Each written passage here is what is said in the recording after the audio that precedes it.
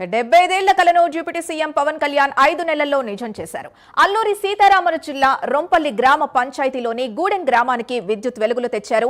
స్వాతంత్ర్యం వచ్చిన నాటి నుంచి విద్యుత్ వెలుగులు చూడని గూడెం ప్రజల ఇళ్లకు విద్యుత్ కాంతుల్ని తీసుకొచ్చారు.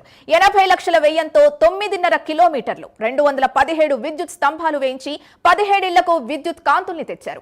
అంతేకాకుండా ప్రత్యామ్నాయ చర్యల్లో భాగంగా సోలార్ ప్యానెళ్లను కూడా ఏర్పాటు చేయించారు.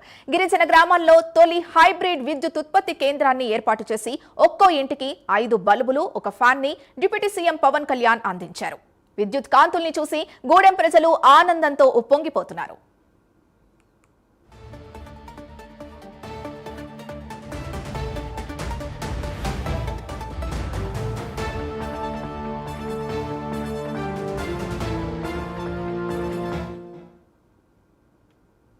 ఇదే అంశానికి సంబంధించి పూర్తి డీటెయిల్స్ మా కరెస్పాండెంట్ చంద్రశేఖర్ అందిస్తారు.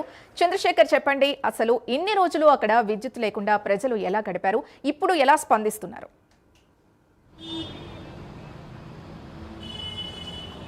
Good morning Sindhu. చూసుకుంటే ఏదైతే ఉమ్మడి విశాఖ జిల్లాగా ఉన్నటువంటి ప్రస్తుతం అల్లూరు జిల్లాగా రూపాంతరం చెందినటువంటి అరకు ప్రాంతంలో ఉన్నటువంటి ఏదైతే అనంతగిరి మండల పరిధిలో ఉన్నటువంటి రొంపెల్లి గ్రామం, ఆ పక్కనే ఉన్నటువంటి గూడెం గ్రామం, ఈ గ్రామంలో స్వాతంత్రం రాక మునుపు నుంచి కూడా అక్కడైతే విద్యుత్ సౌకర్యం లేనటువంటి పరిస్థితి కనిపించింది. అయితే ఇంకా తమ బ్రతుకులు చీకట్లోనే వెళ్ళదీయాలనేటటువంటి నిర్ణయంతో ఉన్నటువంటి ఆ గ్రామస్తులకి పవన్ కళ్యాణ్ విద్యుత్ వెలుగులు ఇచ్చినటువంటి పరిస్థితి అయితే కనిపిస్తుంది. ప్రధానంగా చూసుకుంటే అల్లూరు జిల్లాలో పవన్ కళ్యాణ్ అడవి తల్లి బాట కార్యక్రమం చేపట్టిన తర్వాత ఒకవైపు చూసుకుంటే రహదారులు నిర్మాణాలు, రహదారి మరమ్మతులతో పాటు మరోవైపు విద్యుత్ సౌకర్యాలన్నీ కూడా అల్లూరు జిల్లాకు సంబంధించినటువంటి ఆదివాసీలందరికీ అందుబాటులోకి వస్తున్న పరిస్థితి కనిపిస్తుంది.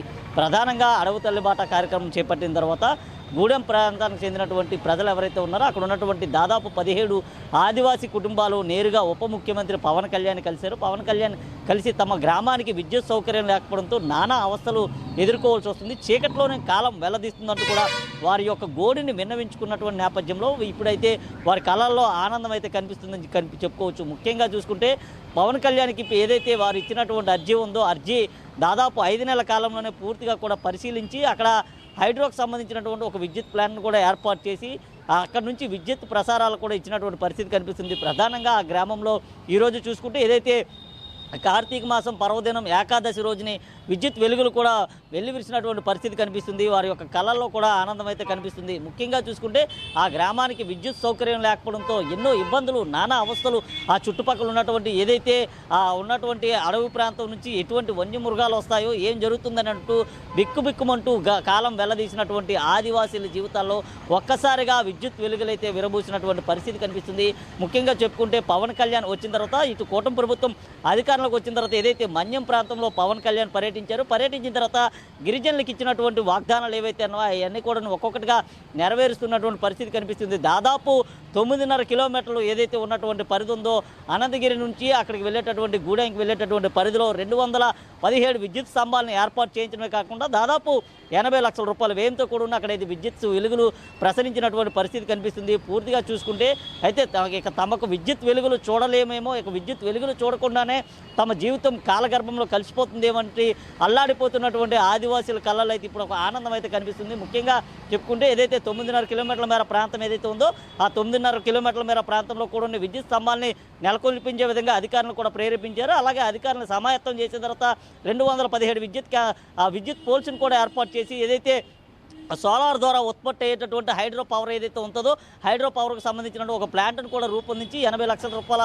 వ్యయం చేసి అక్కడ ఉన్నటువంటి 17 ఇళ్ళకి అలాగే చుట్టుపక్కల ఉన్నటువంటి గ్రామాలకు కూడా విద్యుత్ వెలుగులైతే అందించినటువంటి పరిస్థితి కనిపిస్తుంది. ఒక్కొక్క ఇంటికి 5 బల్బులతో పాటు ఒక ఫ్యాన్ కూడా ఉప ముఖ్యమంత్రి పవన్ కళ్యాణ్ అయితే అందించారు. అయితే ఎంతో కాలంగా అంటే ముఖ్యంగా చూసుకుంటే స్వతంత్రం వచ్చిన నాటి నుంచి కూడా ఇప్పటికీ కొన్ని గ్రామాల్లో విద్యుత్ లేనటువంటి పరిస్థితి ఉంది, కొన్ని గ్రామాల్లో రహదారి సౌకర్యం లేనటువంటి పరిస్థితి ఉంది. ఈ నేపథ్యంలో అక్కడ ఉన్నటువంటి డోలు మోతలు కానీ ఇవన్నీ చూసి చలించిపోయినటువంటి ఏపీ ఉప ముఖ్యమంత్రి పవన్ కళ్యాణ్ వాటిపైన మొదటగా దృష్టి సారించారు. ఏదైతే ఎన్నికల ముందు అక్కడ ఉన్నటువంటి ఆదివాసీలకి, గిరిజన వాసులకి ఇచ్చినటువంటి వాగ్దానం ఏవైతే ఉన్నాయో ఆ వాగ్దానాలకు అనుసంధానంగానే దాదాపు ఆయన అయితే అక్కడ పర్యటించినటువంటి 5 నెలల కాలంలో పూర్తిగా కూడా నూతన రహదారుల నిర్మాణాలు చేపట్టడంతో పాటు పూర్తిగా విద్యుత్ వెలుగులు కావచ్చు, లేకపోతే ఇతరత్ర ఉపాధికి సంబంధించినటువంటి పరిస్థితులు కానీ లేదా అక్కడ ఉన్నటువంటి ఏదైతే వైద్య సదుపాయాలకు సంబంధించి అన్ని రకాల ఏర్పాట్లు చేస్తూ ప్రతి నిత్యం కూడా అక్కడ జరుగుతున్నటువంటి దాన్ని అయితే అయితే పిన్ టు పిన్ ఆయన అయితే తెలుసుకోవడం అయితే జరుగుతుంది.